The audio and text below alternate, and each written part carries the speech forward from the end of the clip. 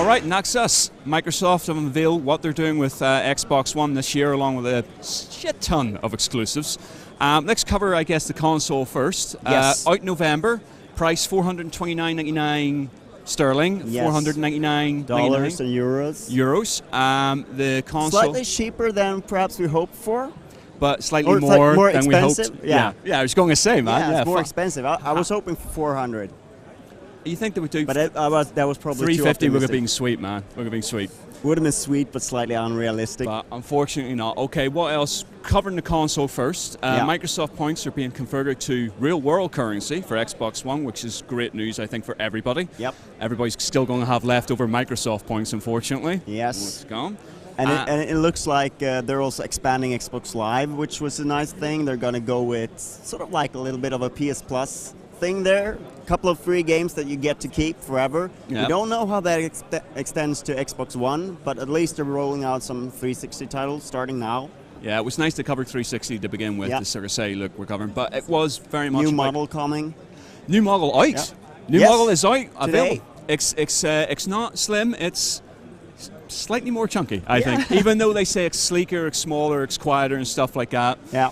I think we're going to have to actually get comparisons and sort of see it against the slim. Exactly. Because on the big screen there, damn thing looked big, man.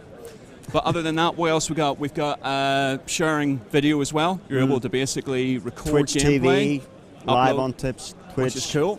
Pretty much like PS4.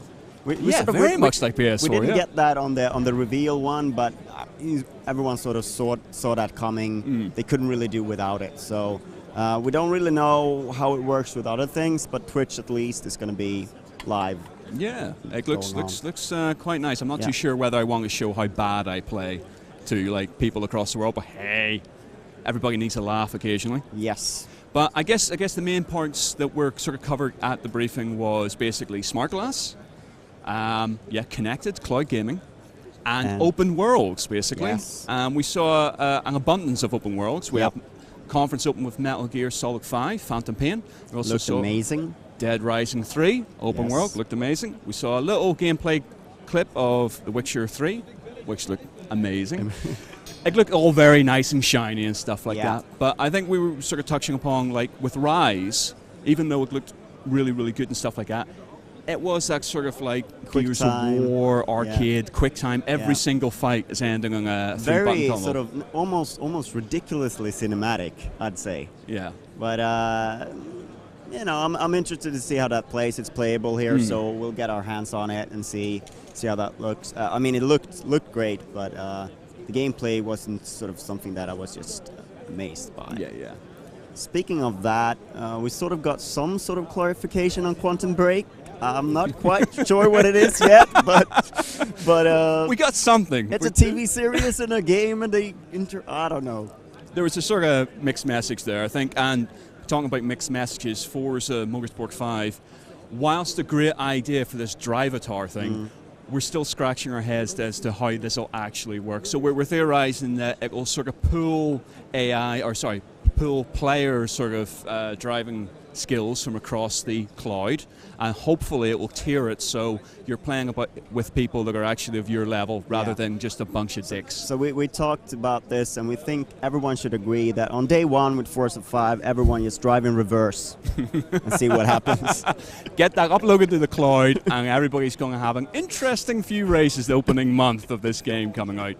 But there's load of launch titles, obviously, but for 2014 as well, Halo.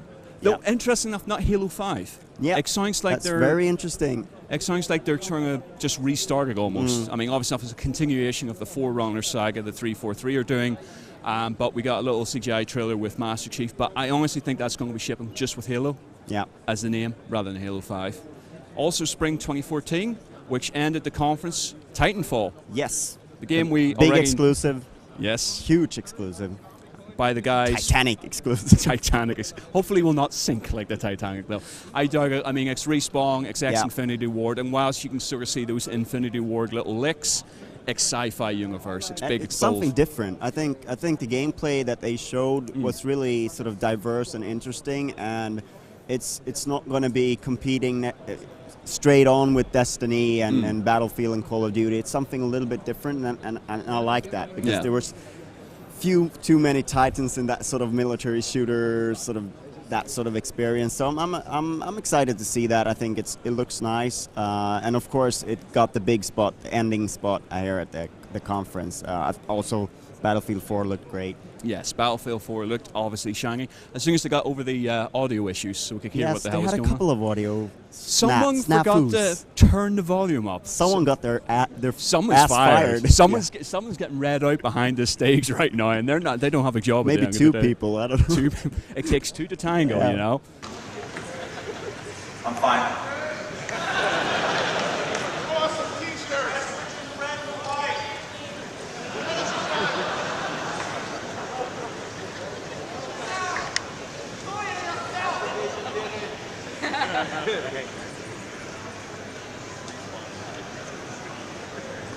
I guess you may see glitter.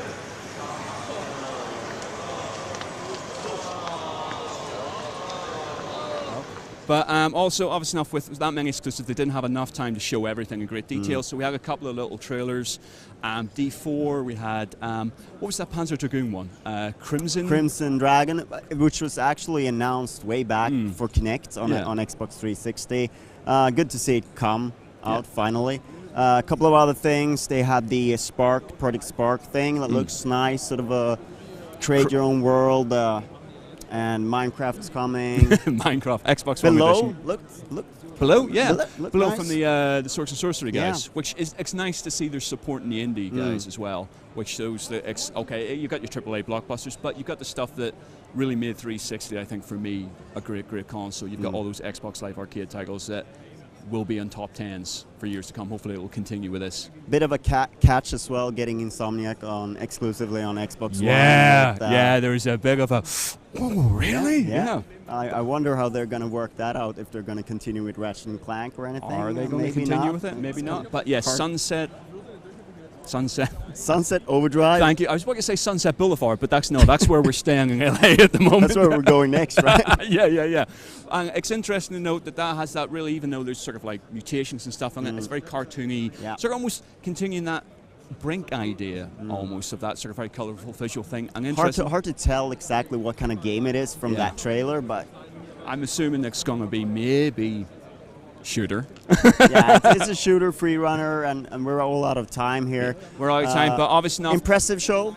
Well, an impressive show, I think. However, they didn't acknowledge, obviously, those burning issues that have swallowed the internet over the last week. No mention of DRM, no mention of being online once every 24 hours. No, I couldn't. But I mean, this sort of gave us the upside of that, the benefit of the cloud.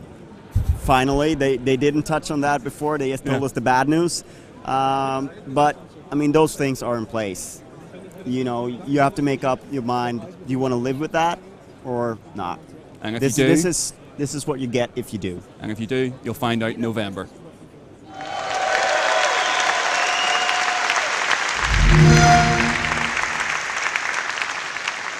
Ladies and gentlemen, thank you for joining us for the 2013 Xbox Global Media Briefing.